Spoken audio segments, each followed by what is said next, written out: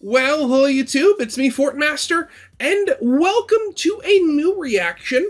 This is There Are No Souls, No Soul Theory for Deltarune by matsumura. And this is, oh god, this is definitely a weirder one. It's one of those videos that I saw in my suggestions at the side, and I mean, with all the talk of souls and possession and all that going on in Deltarune, the idea that there are actually no souls, that's definitely a weird one. And I definitely want to see where this goes. Second, and a bit more pertinent to me specifically, if I sound a bit, stuffed up or a bit off, it's because I'm being hit with the double whammy of seasonal allergies and what may potentially be, a sinus infection. Honestly, I'm not entirely sure at this point. Because right now, all it is just really me being really stuffed up. So honestly, yeah, I don't know what I have. All I know is that I sound worse than I feel. But yeah, with that over. Again, just the idea... No souls, because again, the thumbnail of the video had, like, every character besides Kris was basically like a black void where, their heart, soul-shaped object should be. So the idea that nobody in Deltarune has a soul... I mean, I'm definitely interested. Let's see what they actually have to say on this. So yeah, of course, as always, original videos linked in the description if you haven't seen it for some reason. Corner video lead to my Let's Play of the day. And if you like this video or any other video that I make, I'd very much appreciate it if you gave the video a like and subscribe to my channel, because over 3/4 of the people that watch my videos aren't subscribed, and I very much like that to change, because my next big goal is hopefully at 6,000 subscribers before the end of the year. But yeah, with all that out of the way, let's get this thing started then, shall we?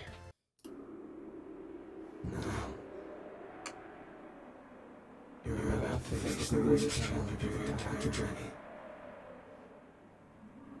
Your actions here will determine the fate of the entire world. Don't bother answering. If you haven't gotten it by now, your choices don't matter. Yeah, I've been told that a lot.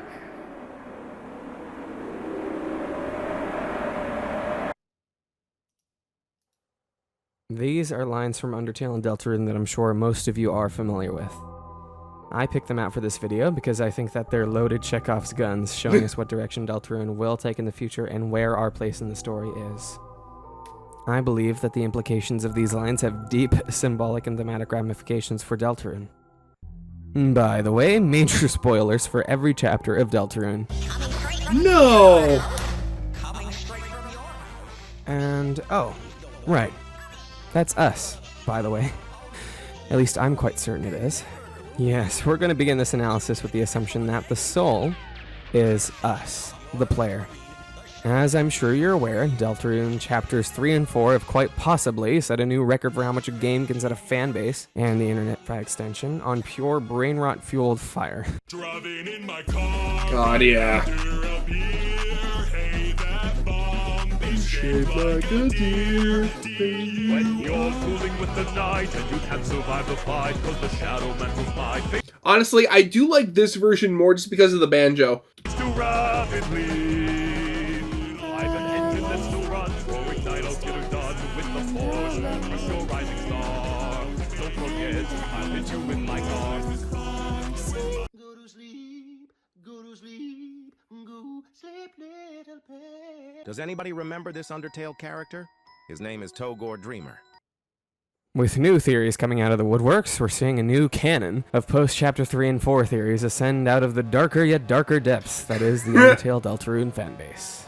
So, I figured I'd finally stop sitting on the sidelines and try my hand at a bit of theorizing / game analysis, which is where this video comes in. The central thesis of which has been floating around in my head for so dang long, and it seems like the general consensus disregards it so hard that I literally can't take it anymore. So, here it is. My theory. The no souls theory.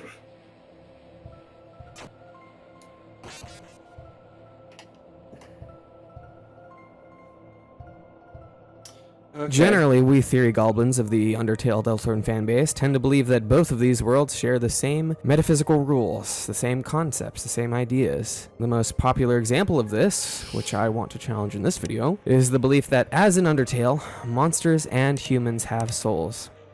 Now, I need to preface that when I say souls in this context, I don't mean the esoteric body-soul dualism idea from Greek philosophy. I mean a capital soul, like the literal heart-shaped object that we control in the game. Yeah, I mean, again, we saw the monsters had them in, in Undertale. I mean, especially, the boss monster one, like Asgore, when he dies, you see it actually persist a little bit before it's either attacked or just disintegrates. So, I mean, given that we assume, again, that's the whole thing. We assume it's the same. Well, okay, actually, there might be some point to this already, because again, for the most part, we assumed monsters don't have a lot of physical mass. At least in Undertale, they didn't, and that's the whole thing where it's like, apart from Sans, no monster ever bled. They just when they were injured enough, they just turned into dust. And yet in Deltarune, we see Susie bleeding. Okay. I'm ready to take okay, it's official. I'm ready to take this theory seriously. This distinction between philosophical, shall we say, little soul and literal heart-shaped capital soul seems to me like a clear distinction that Deltarune is trying to draw in the sand. I don't believe that monsters or humans in Deltarune have those capital souls. So to be clear, I mean these things. And these. Just so we don't get confused, in this video, I'm going to call these things capsules. Now, initially, my claim may seem like a bold one, and so I'd like to hide behind my disclaimer shield. As Before you we do. proceed any further, I may be wrong on many parts in this video, as it is my first theory/analysis video. If anyone has any corrections or comments, please do let me know, and I will ban you. I will admit if I had missed some evidence or made a mistake. Okay, disclaimer over. Basically, my goal isn't to try and convince you that I'm 100% correct, but to at least move the dial, and hopefully show that the rules in Deltarune aren't a cut-and-dry copy-paste from Undertale. Please don't burn me alive in the comments if I'm clearly wrong. Too late for you. I'm already getting the pitchforks and gasoline ready. Never. No. Putting that aside, I think that a strong argument, or at least a decent cause for consideration, can be made that in Deltarune, neither monsters nor humans have capsules. If I can't convince you of my argument in this video, then at least acknowledge the evidence I provide and take it into serious consideration, because I believe that it's significant. Even if my claim turns out to be untrue, I think it may still be said that the capsule we are embodied with is guaranteed to be categorically different from any sort of souls that characters in Deltarune may possess. Okay, well, why does this matter to me so much? I could see it. There's one reason, because I've literally never seen anybody else talk about the possibility before. Well, I'll tell you why. You see, in Undertale, character dialogue and flavor text throughout the world clearly outlines how monsters and humans have capsules, what a capsule's purpose is, how they work, and what happens to them when their host dies. In Deltarune, however, at least to me, a lot of this information seems to be kept so much more vague for apparently no reason, and apparently nobody else is driven insane by that. Now, maybe a lot of players take this silence as a cue from Toby that the rules are the same. But no, not me. I think that the silence is quite intentional and speaking volumes about where Deltarune's story and themes are going to go in future chapters. So to explain why I choose to go against the grain and challenge the hive mind's status quo, let's use some sweet, sweet chapter card transitions.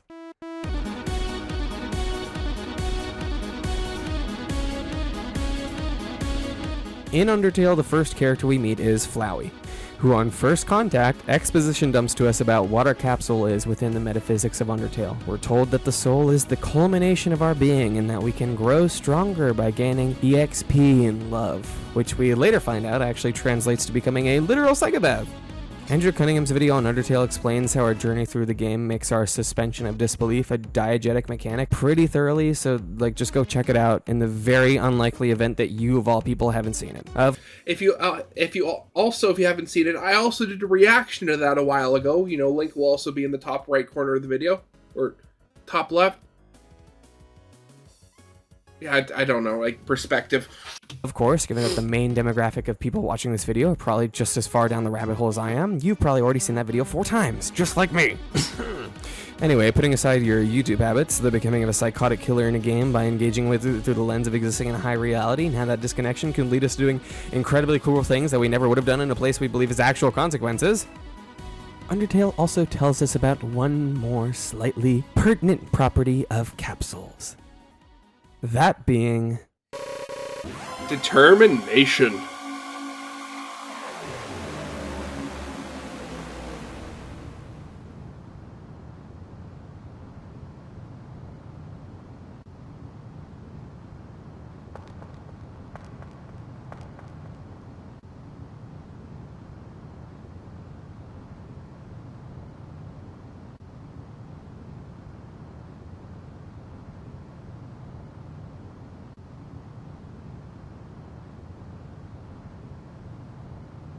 Okay, honestly, all I was imagining that entire time was like the SpongeBob imagination meme, but with the word imagination replaced with determination.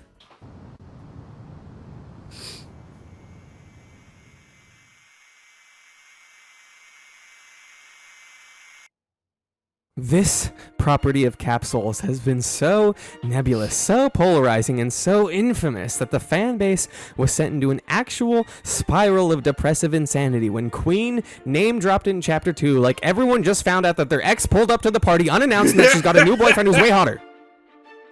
So, what is this determination stuff? Well, at least in Undertale, determination is a power that the player, as well as apparently every character in the game, possesses to some degree. We, as the player, possess the most determination in the game, and so as such, we wield the power to save and load the game. Diegetically, this functions as our save and reset abilities, and at the end of the true pacifist run, this morphs into the ability to save little crying goat boys.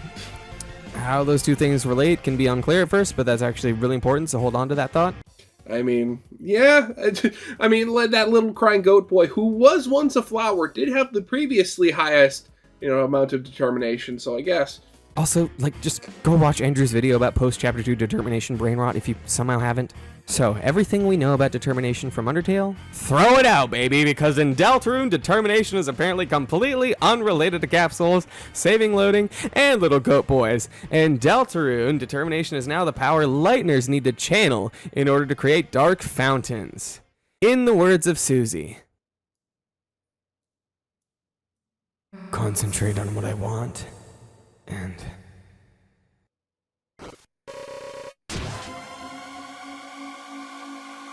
Fountain! Diagonal, Kris. Determination is seemingly utterly irrelevant to saving and loading in Deltarune. We can see this by comparing how save points in Undertale would always mention that the player was filled with determination.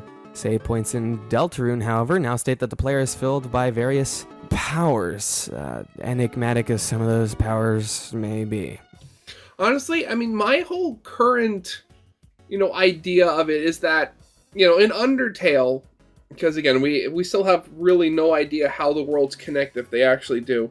But in the world of Undertale, monsters needed human souls in order to escape the underground, right? So they studied human souls. And, the whole thing with, a monster gaining possession of a human soul could merge with it and become all powerful and stuff like that. So the idea that potentially a lot more research was actually done into the magic and of determination and souls in general is not that out of the question for me. And given that from everything we've seen, humans and monsters in the world of Deltarune do live more peacefully. It could be just because of that, the research into the effects and of determination just haven't been done or done as far. So as a result, Kris, who I always assume is the one giving us these descriptions here, doesn't even know what determination even is or how it relates to the ability to save and stuff like that. And going back to Undertale, we know monsters can naturally, like everything naturally has a little bit of determination, but monsters just can't handle as much of it in their bodies as humans do because they don't have as much physical matter. This theme of the player being filled with quote-unquote power or shining with power is laid on thick in Chapter 4, where we literally need to nuke the Titan with our light powers from inside. But besides that, each time we've sealed a fountain in a chapter, it's been our soul using a mysterious power to shine in the dark. As if your soul was glowing.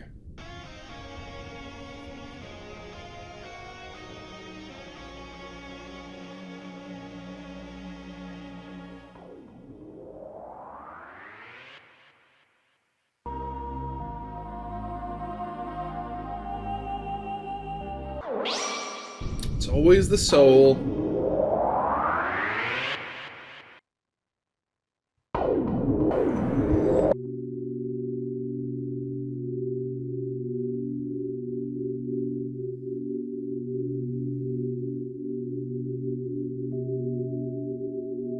Been blown away.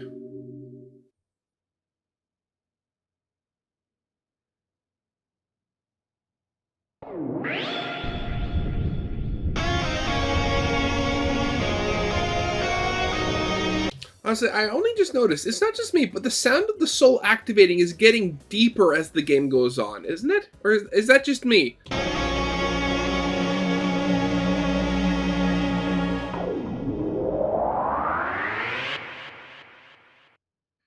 It seems pretty clear after Chapter 4 that this ability really is limited to our capsule, considering that it's the only interpretation that makes sense out of what Carol says on the phone to Kris in Chapter 4. And yes, I think that the caller is Carol. In being the power that needs to be channeled to create dark fountains, determination also seems to be thematically linked with the creation of fiction, exemplified by the Dark Worlds, which according to Rousey are formed when the world goes darker than dark, and when the real world becomes indistinct. Now, as for what that actually means, I think I want to make a whole separate video talking about Deltarune's use of darkness symbolism, but put that aside for now. What's important to remember right now is that the use of determination creates dark worlds, ergo fiction. That is to say, determination creates stories. Or is it more correct to say that determination follows the story? As in prophecy.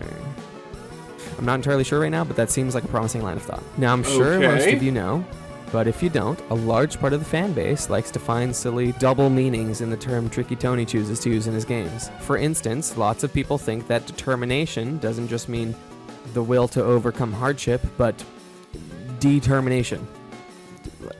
Like undying. I mean, you have to admit, even if that wasn't intentional, that works way too well. Wait a minute. Or determination as in determinism, which for the uninitiated is the philosophical idea that everything is predetermined, as in everything you do in the future is already set in stone and cannot be changed. Your behavior is directly decided by the chain of causation that led you where you are now. Basically, you're just a bunch of atoms that got bumped in a certain direction. Almost like the world is utterly chaotic, only giving the impression of having order. Might sound a little far-fetched to some, but there are interesting arguments in support of determinism in like our actual world. Not that I personally believe that they're good arguments, but getting back to how determinism can relate to both Undertale and Deltarune, I mean, isn't that literally part of the core themes of both games? Your choices matter versus your choices don't matter. The fate of the world's in your hands versus you're at the mercy of a little 14-year-old who can hit you with a hockey stick. I think that it makes a whole lot of sense for determination to share a deep thematic link with determinism. And I think that both of these games are trying to position the player in a way that sets us against accepting a deterministic outlook when we interact with these worlds. Who decides the fate of the underground? Who can choose whether or not to manipulate, traumatize, and mentally destroy a young girl who thinks she's following a friend she can trust? It's us. We're deciding what the fiction is. In effect, we're determining it. So, the power to open fountains, unleashing darkness and chaos. The set path that the prophecy in the world is doomed to follow. Determination. In seemingly the opposite corner, the power to seal fountains. The white pen of hope, the power that shines within. These two forces are clearly supposed to be direct foils to one another, yet this time around, determination isn't our power. It's the power we're trying to fight. Why is that? Why is becoming a glorified glow stick our special ability now?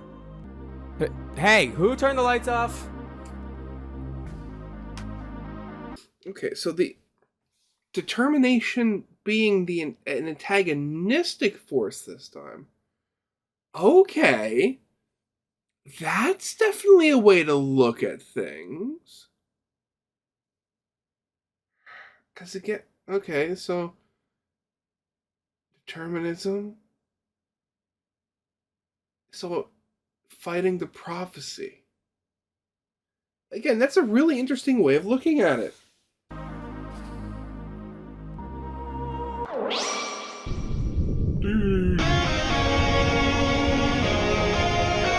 In the dark.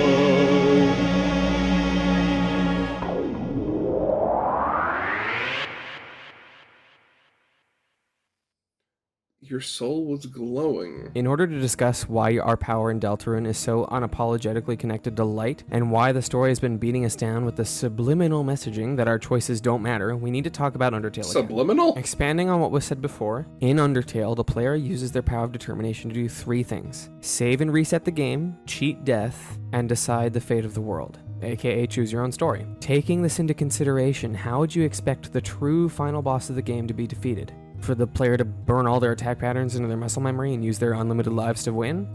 To return to an older save file and make different choices? Maybe they would simply will the story to end, shut the game off, and be a real winner. Big shot, eh? Well, the truth is that none of those powers are what we use to defeat Asriel. In fact, Asriel hopes that we continue using our powers so that the game can be locked in an infinite stalemate. As we continuously refuse to die or refuse, he wants to play with us forever. He never wants the story to end. He wants everyone to stay in darkness so that the only light in his world doesn't leave. Doesn't want the story to end. Just like how Susie doesn't want the story to end. I wonder if that's going to play into this theory at all. So what can the player do besides hope and dream? Struggle as they might, it all seems pointless. Asriel will keep killing them and they'll just come right back. Returning to an old save is pointless. The world will inevitably return to this point and the cycle will continue. You tried to reach your save file. Nothing happened. You tried again to reach your save file. Nothing happened. Seems saving the game really is impossible. But maybe you can save something else. Maybe, with what little power you have, you can save something else. Save something else, yep. Not his theme, dude. I'm actually gonna cry.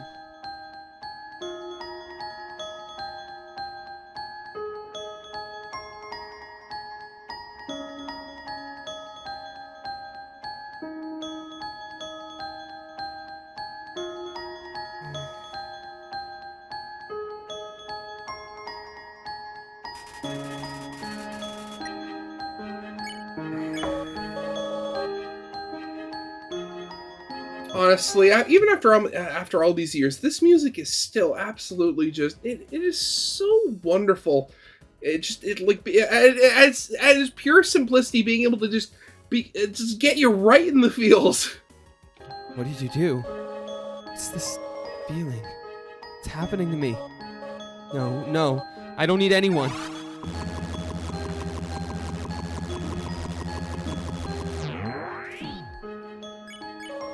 Stop it! Get away from me! Do you hear me? I'll tear you apart.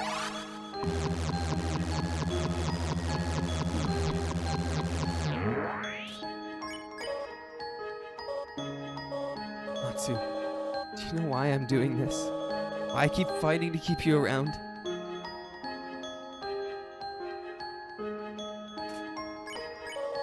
Save. I'm doing this. Because you're special, Matsu. You're the only one that understands me. You're the only one who's any fun to play with anymore.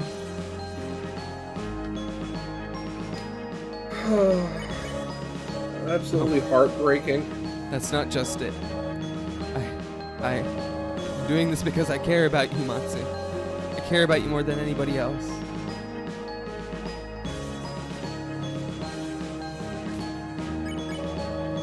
I'm not ready for this to end. I'm not ready for you to leave. I'm not ready to say goodbye to someone like you again. Again, just the fire attacks, just So not please. hitting. Stop doing this. And just let me win.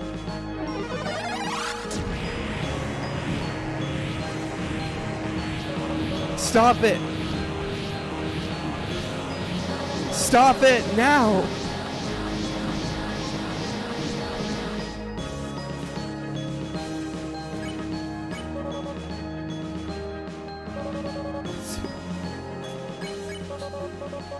I'm so alone, Matsu. So afraid, Matsu.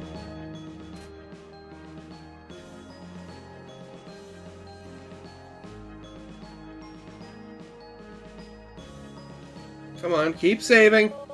Matsu,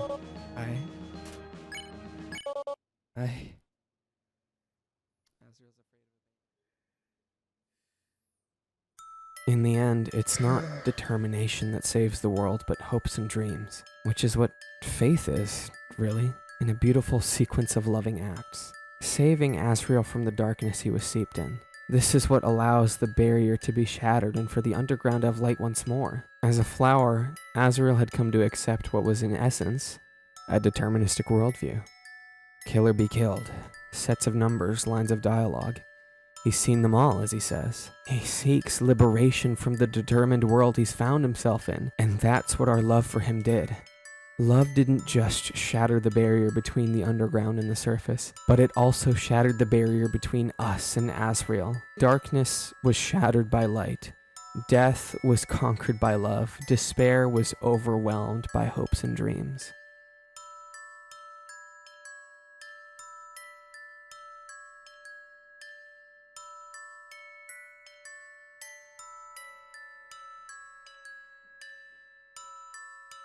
Barrier was destroyed.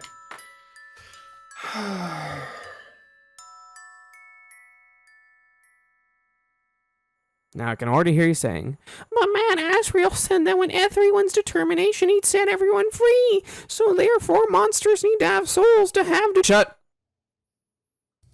You see, that would be relevant in this discussion if determination was linked to capsules and Deltarune. But we already went at length talking about how Deltarune has cut the tie between determination and capsules. I mean, again, my previous statement about Kris, who may or may not be, you know, the narrator here, it might just literally not know what determination is.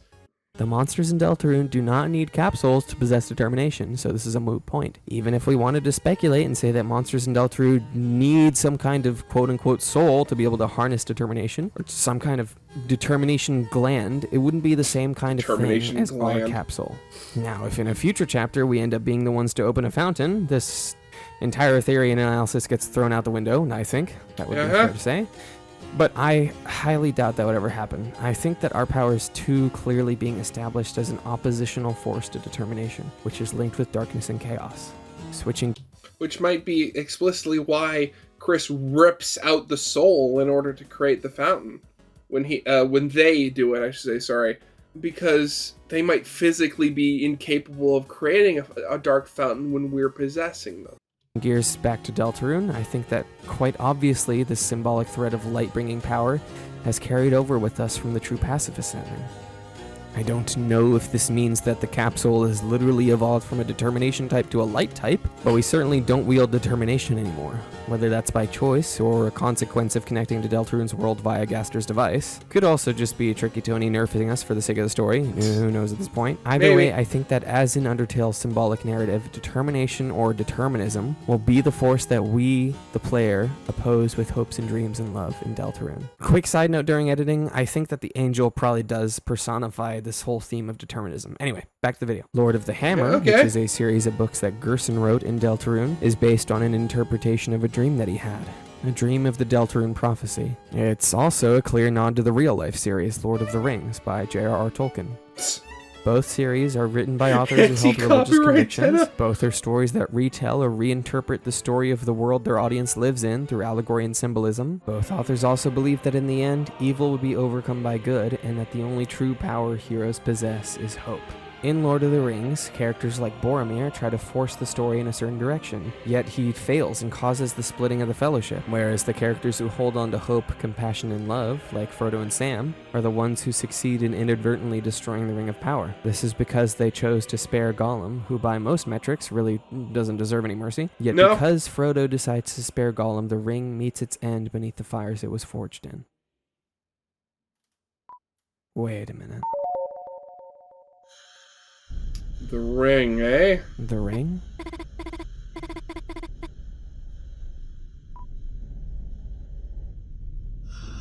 The ring.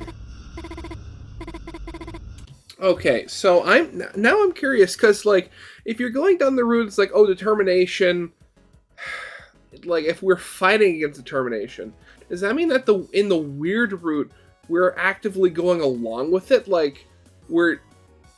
Wait, no. Because everything...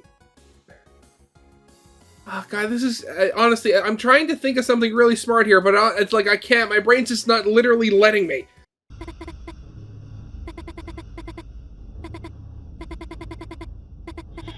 The ring.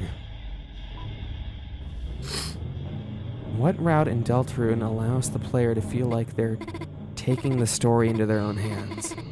What route does the player need to be determined to Weird follow route. in order to properly enact it? Which route of the game does the ring come from? The thorn ring. Maybe the reason the player needs Noelle so badly is because we need her determination. It's like our capsule has been stripped of its rightful power and we can't stand it. Maybe this thing growing in Noelle is a new capsule just for us. Finally, we can be reunited with our greatest power, the ability to shape fate.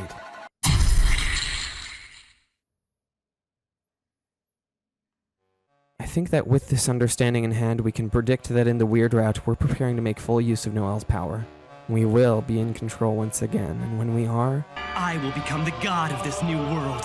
we will bring about our heaven through our little angel puppet, just as she was always destined to be. I mean, that does kind of... I mean, if this were to be true, that does also kind of feed into my whole theory that the angel isn't going to be the final boss of Deltarune. Huh. And if we turn out to be the final boss, how's that going to work? Sorry if I'm diving a little off the deep end here, but this seems to me like the only logical conclusion based on the main thesis. And so far I've only talked about the symbolic argument against monsters and humans having capsules. I'm guessing that most of you at this point probably want some textual evidence, so Yeah. let's get into it. Come on. Oh, come on.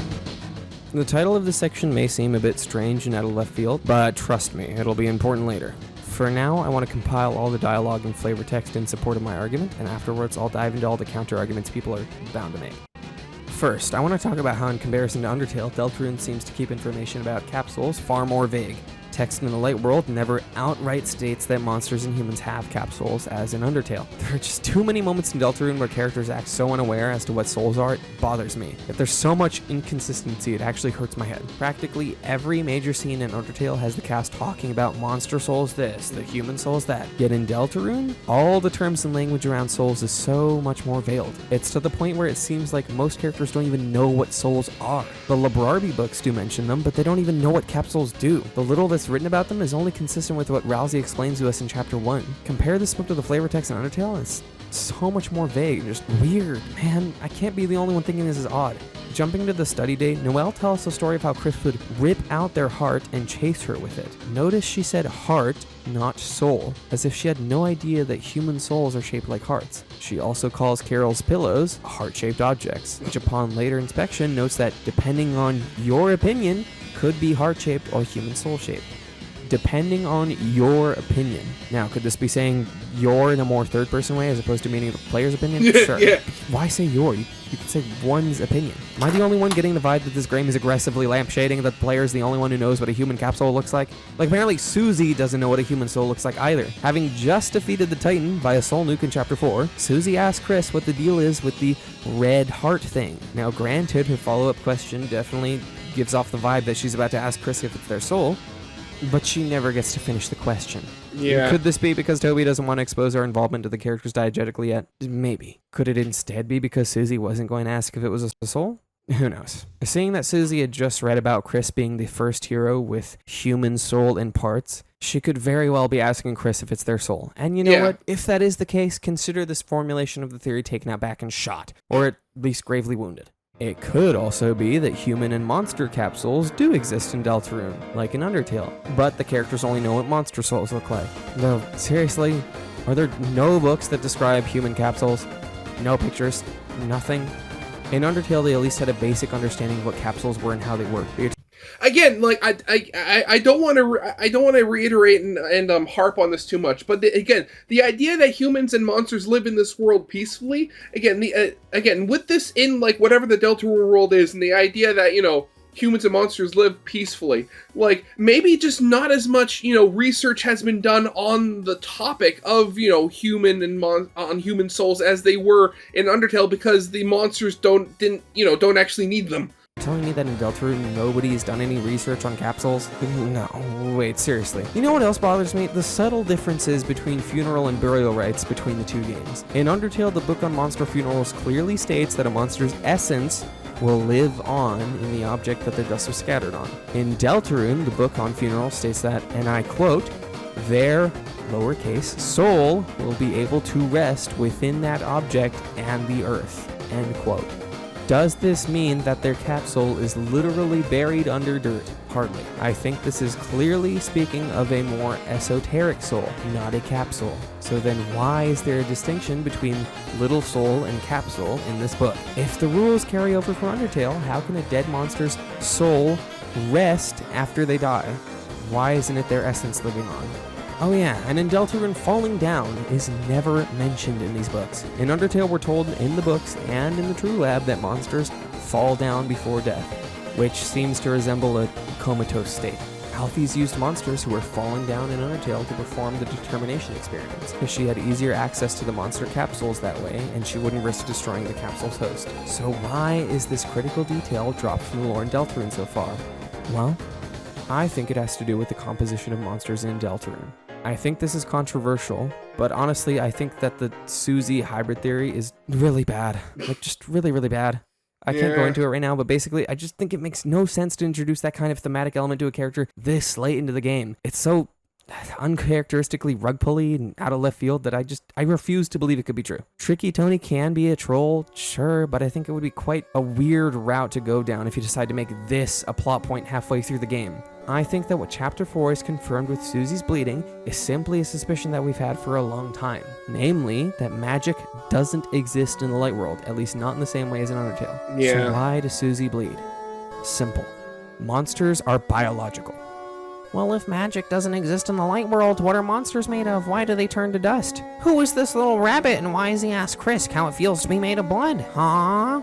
You know, those are all good questions, Yeah, that and is a fair good challenges question. to my claim, but here's my counter. If monsters are just made of quote-unquote magic, like in Undertale, and they don't operate on biological principles at their core, then why does this little rabbit ask where skeletons come from? Why? If monsters can just exist by justification of magic, why does this kid question where skeletons come from? Like, honestly, it's a valid question on his part, because as far as I know, no monster in the light world besides Sans is any kind of undead creature, at least a creature that doesn't look like it should have biological operations. But, I mean, honestly, that question, it would work either way. Because, like, from what we've seen, like, even in Undertale, like, Papyrus' body still turned to dust, even though he was a skeleton, because, he was a monster. He was just a skeleton monster, instead of, like, a rabbit monster, or a goat monster, like, the Dreamers and stuff like that. So... like, so again, like, even if, monsters were biological versus, purely magic, the idea that there is a species of monster somewhere in the world that looks like the remains of a human, asking the question where those types of monsters came from really, is rather appropriate either way. Generally, we're able to assign some sort of animal analog to each monster we encounter in the light world. Sans and maybe Papyrus are the only ones who aren't based on animal analogs. We don't see fire monsters like in Undertale. Oh. Well then. Dang, I don't know anymore, dude. I mean, she does order firewood to eat, so like she could maybe be some sort of monster. It's just biology means she's on fire, potentially. Okay, regardless, this kid's questions are weird, man. Like, if we have precedent for literal fire monsters, why are living skeletons a stretch? Like, is it just safe to say we can disregard anything this iPad kid says? I mean, again, little kid, childlike curiosity, what I said before about the source of monsters that look like human remains. Because again, that is either way, like through magic or, biology, that is a very good question to ask, because the more you think about it, the weirder it gets. And given the fact that, we have monsters that are, made of fire, we can assume that there are, monsters that, like, Sundari plane, the one that looks like an airplane. Like, people who defend the Susie being half-human theory will always turn to this kid as if he's the authority on the subject of humans being the only creatures who can bleed, but he doesn't even think skeletons can just exist. Like, why is this listed as good evidence? At the very least, he says very obviously contradictory things. Why couldn't he just be wrong in thinking that only humans bleed? So, to those who say only humans are made of blood, I counter, where do skeletons come from?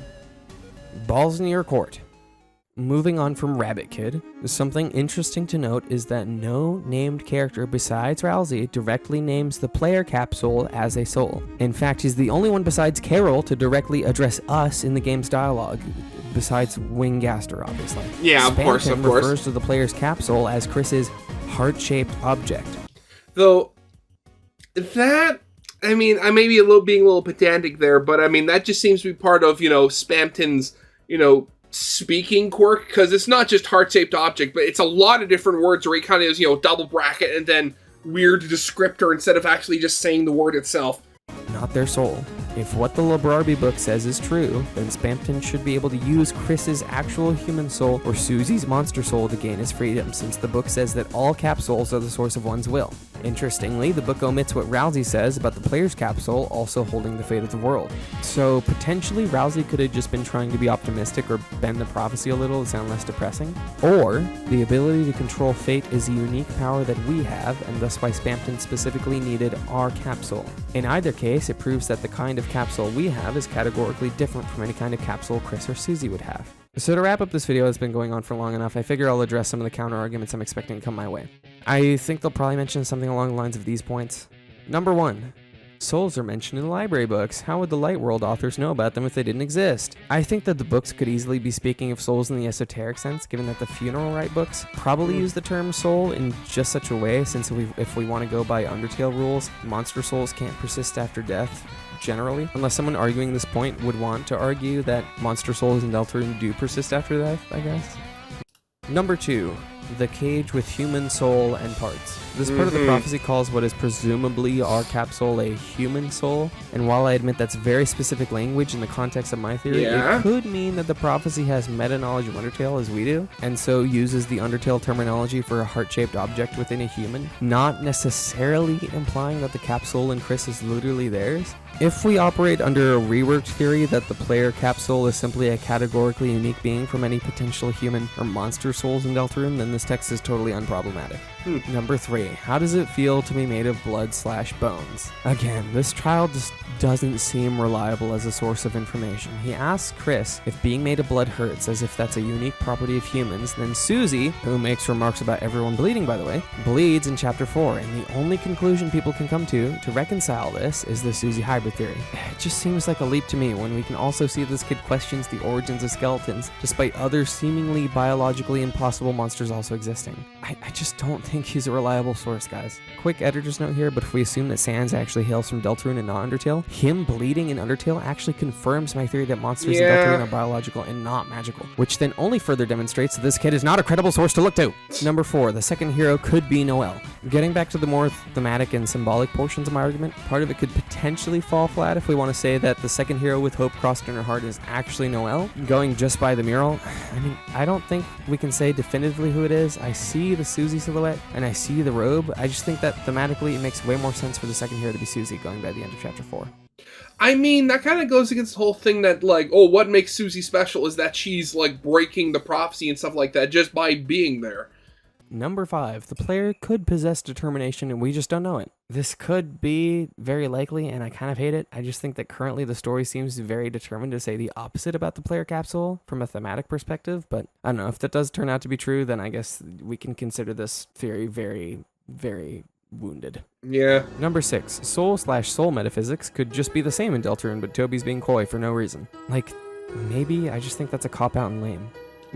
I mean, you say that, yet, like, through the entirety of, you know, Undertale and Deltarune, like, especially, you know, the 10-year anniversary stream for Undertale that they did, like, they did not refer to Gaster at all, even though they literally walked past his door. So, I mean, being coy is definitely within Toby's repertoire. Number 7, the bloodstain in Kris's room shows how monsters, or at least the Dreamer family, doesn't know how to clean it because they've never had to clean a bloodstain before. Yet Susie does because she's half human, bro, trust! Listen, there are so many assumptions that are made in this argument and I can't stand it, dude. Like, firstly, we don't know where the giant bloodstain came from. Judging by its proximity to the cage, is it really that safe to assume that it's Kris's blood? Secondly, we don't know if Kris intentionally kept it around. Thirdly, considering how neglected Kris's side of the room is, it could just be that the Dreamers never cared enough to clean it up. It's only when Susie shows up and pays attention to Kris's side of the room that it gets cleaned up.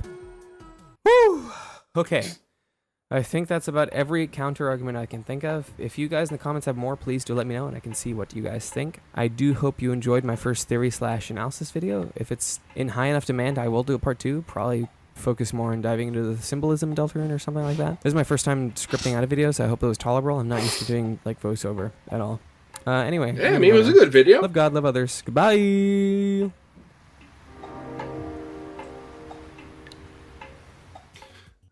Again, honestly, I mean, it definitely, I'm not buying it completely.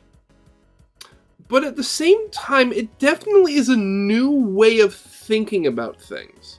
Because, I mean, again, like, that is kind of one of the main, well, not just with Deltarune, but, like, problems with, like, theorizing in general is that, like, even if an idea, like, when you get an idea that sounds good to a lot of people, they can kind of close out the possibility of new ideas. So, new ideas like this where, oh, souls just don't exist in Deltarune, are definitely, it could be enough that, you know, definitely are needed where, you know, you can get, like, maybe new discussion and stuff popping up because of it.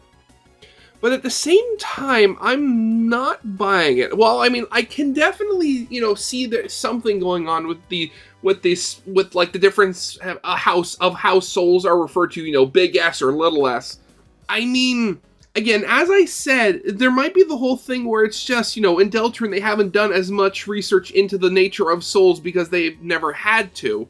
So, you know, when they say, oh, the soul goes to rest, they might be thinking more in like a metaphysical or a more religious, you know, way of speaking rather than, you know, physically, because, oh, since they haven't done research into the soul, they just assume, oh, it just passes on to the afterlife instead of it just disintegrating into nothing.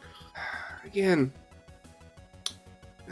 but again, good theory. I mean, I'm going to hold off believing it entirely until we get more proof at it from the game, but it definitely is thought-provoking.